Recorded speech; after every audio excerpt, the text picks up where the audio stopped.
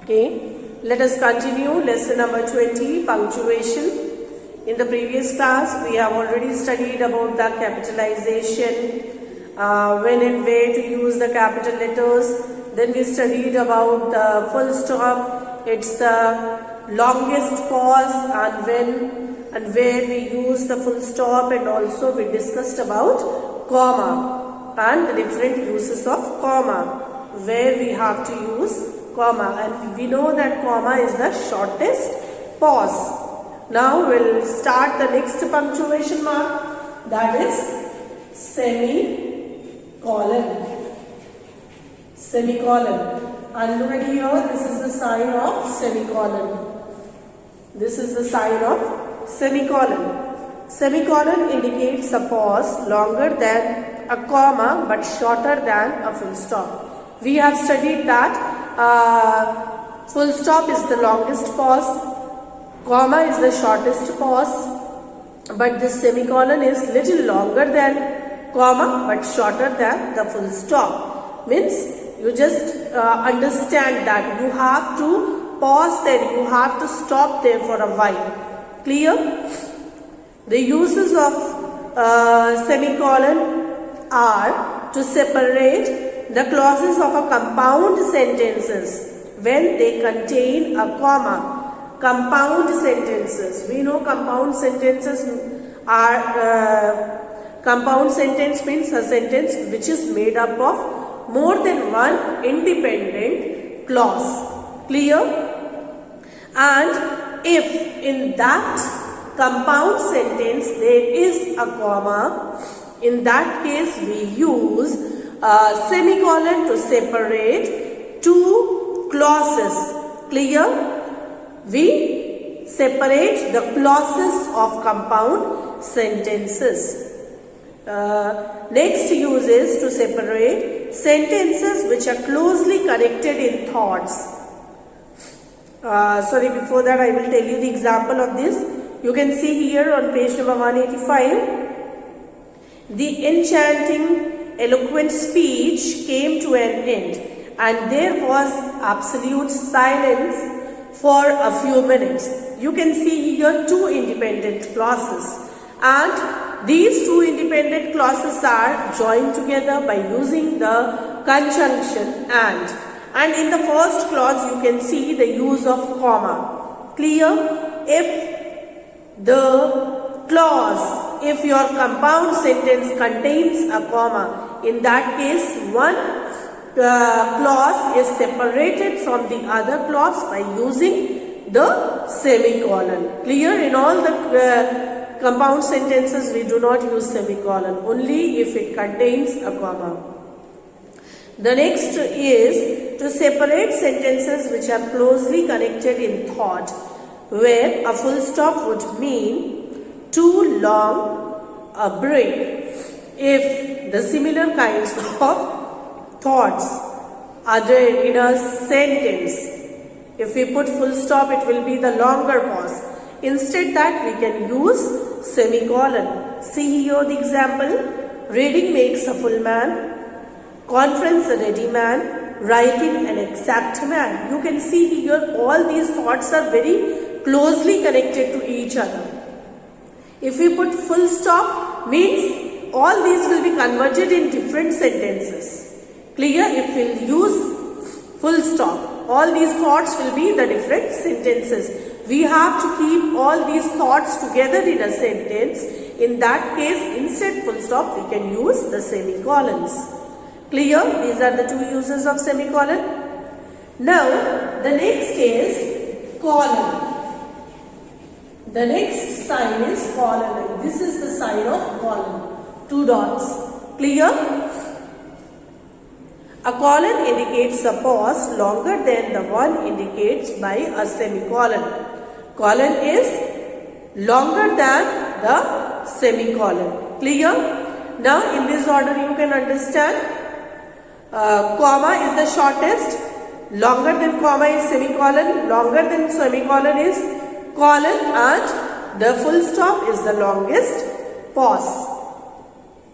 Now the colon is used to introduce a quotation.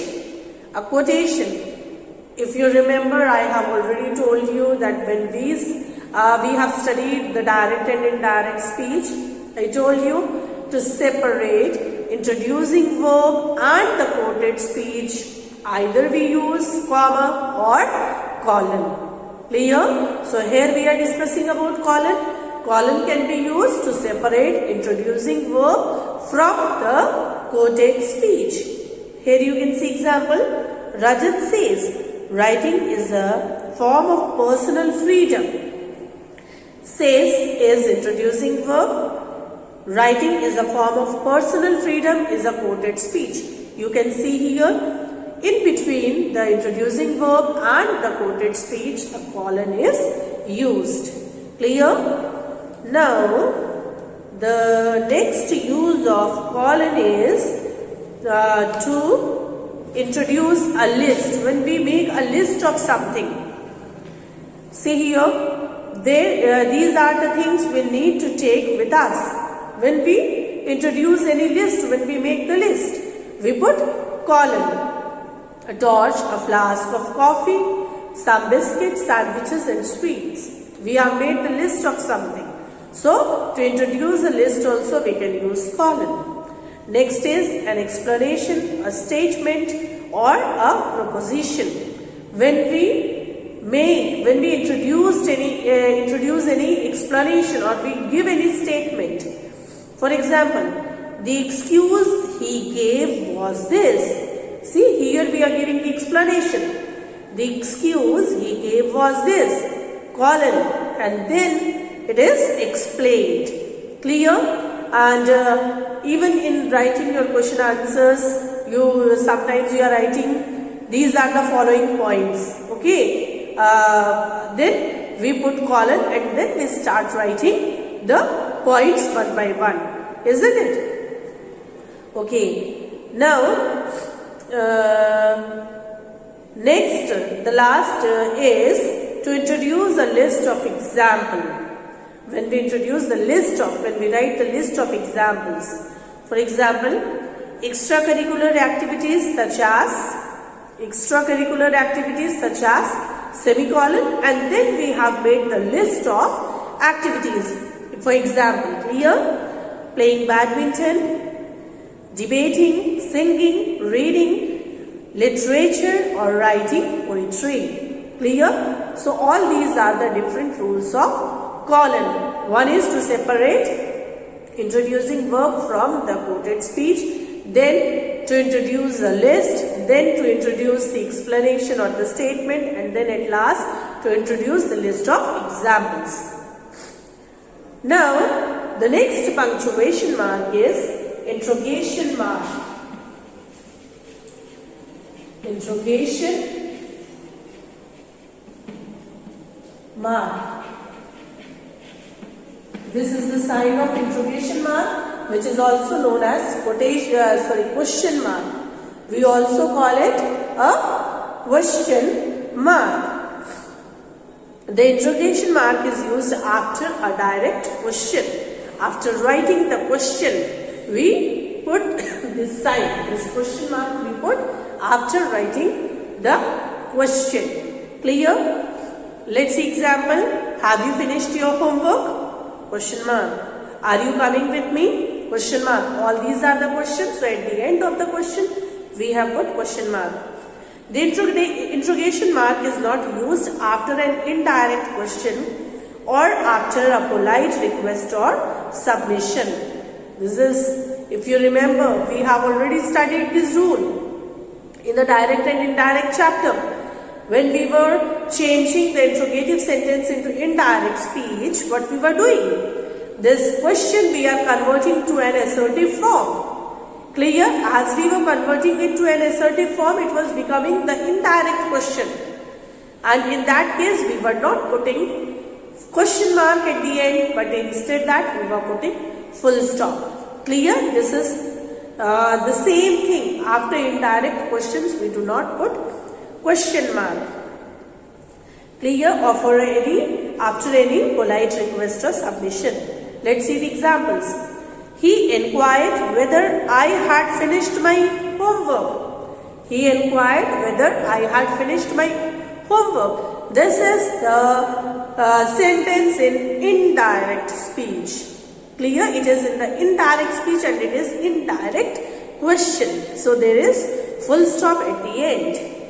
Second is, could you please give me a glass of water? Could you please? It's a polite request. It's a question. But it is expressing a polite request. So in that case also we can avoid writing question mark, but instead that we can put full stop there. Clear? The next is sign of exclamation. Exclamation mark.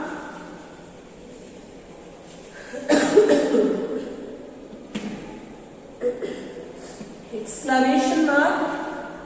Look at here. This is the sign of exclamation mark. This is the sign of exclamation mark.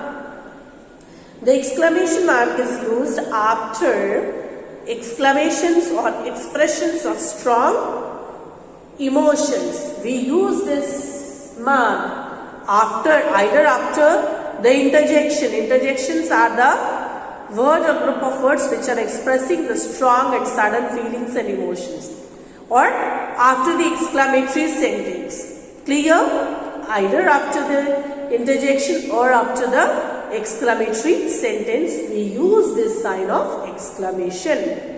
Clear? See here in the example, hooray, alas. All these are the expressions of strong emotions. Clear? So we put sign of exclamation at the end of these words. The next punctuation mark is apostrophe.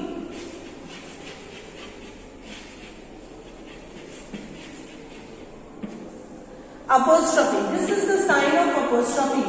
But it exactly looks like comma. Clear? It looks like comma, but its position, it is placed at different place. Okay, comma. Suppose this is a line. We put comma down. Clear? But apostrophe is always put up. This is the difference between the apostrophe and comma. The places I am telling you. The places. Clear? And the uses are also different. Though this sign looks similar, but the uses are different. And they are positioned at different places. The apostrophe follows by S is added to a singular nouns ending with letters other than S to denote their possessive forms.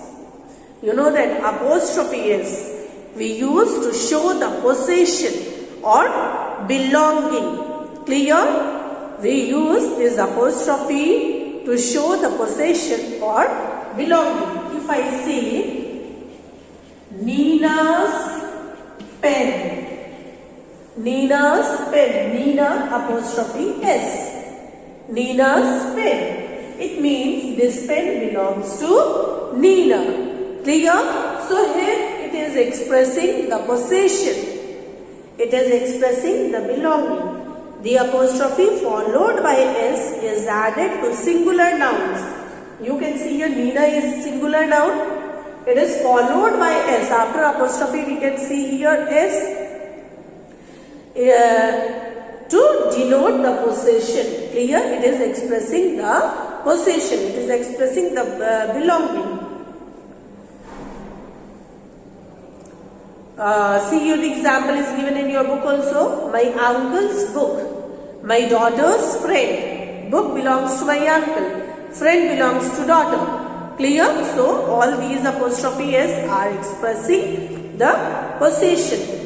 In the case of names ending with S or the plural nouns, the letter S after the apostrophe is in possessive word is omitted. Always remember, this is usually the children make mistake in this. If the noun is singular, S is followed by an apostrophe to show the possession. For example, I said Nina apostrophe S. Nina's pen. Clear? If your noun is ending in S or it is a plural noun. First we'll see if it is ending in S. Paris. The word Paris. Clear? It is singular, but it is already ending in S. In that case, what we do? We just put apostrophe at last.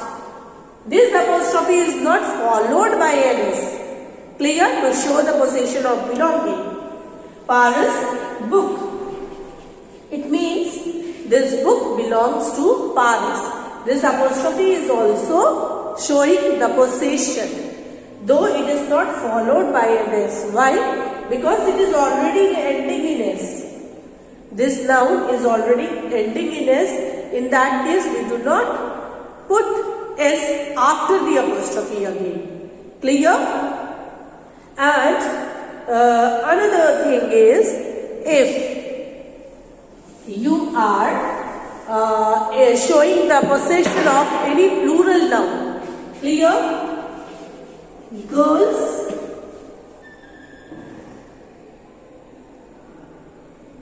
girls lodge or girls books. Clear? Girls lodge or girls books means books, girls books. So many books belongs to girls, not of one girl. Clear? Many girls. So in that case also, after the S we will put apostrophe. Clear? After S we will put apostrophe. Now, however, an S is used after the apostrophe for those plural nouns that do not take the plural ending S. Clear? Now, some of the plural nouns which are not ending in S, with them we put apostrophe S to show the possession. For example, children. Children is a plural noun. Clear? But it is not ending in S. Children is not ending in S. It is already in plural form. So we can put apostrophe S after that. Children's toys. Children's toys. Clear? This is the plural form, but it is not ending in S. So in that case, we will put apostrophe S. The next rule is about the apostrophe. We use apostrophe in contracted forms. When we use the short forms, we skip some of the letters in between. In that case also we use apostrophe. For example, it is. When we write its short form, we just skip this I. Instead that we use apostrophe. It's. Clear? This is the contracted form or the short form. Then apostrophe is used to express for expressions denoting money, space and time. The expressions which are denoting money, space and time. Let's see example. Penny's worth. A penny you know, it is expressing the money. A stone's throw, it expresses the space. A day's time, it expresses the day. In these kind of expressions we use apostrophe. The plural forms of letters and numbers. Plural form of letters and numbers. For example, 2 C's and 2 M's. Plural forms of letters. We can write C apostrophe S means more than one letter, more than one C. Clear? 2 M's. Upper M apostrophe S means more than one M. Clear? And apostrophe is also used for plural forms of numbers. We can say 5 tens. 10 apostrophe S. 5 tens means 5 times 10. Clear? 2 M's means 2 times M. Apostrophe after the letter or after the number express the plural form. Next is the plural forms of letters and, okay, it is repeated again in your book, okay, second time, the same thing. Understood? So all these were the different uses of apostrophe. Once again we'll summarize it. The uses of apostrophe. The first one is to show the possession or belonging, that we write in different ways. If it is a singular noun, we write apostrophe followed by ns. If the noun is already ending in s, in that case we just put apostrophe to express the possession. Apostrophe which is not followed by ns. Clear? And the same way for the plural nouns which are already ending in s, in that case also we write only apostrophe which is not followed by ns. And but for the plural nouns which are not ending in s, in that case with them we put apostrophe followed by an s. You should remember all these rules. Then we studied apostrophe is used in the contracted forms or the short forms, and then apostrophe is used for the different expressions which are denoting money, space and time, and then we use apostrophe for the plural forms of letters and numbers. Now the last punctuation mark is inverted commas.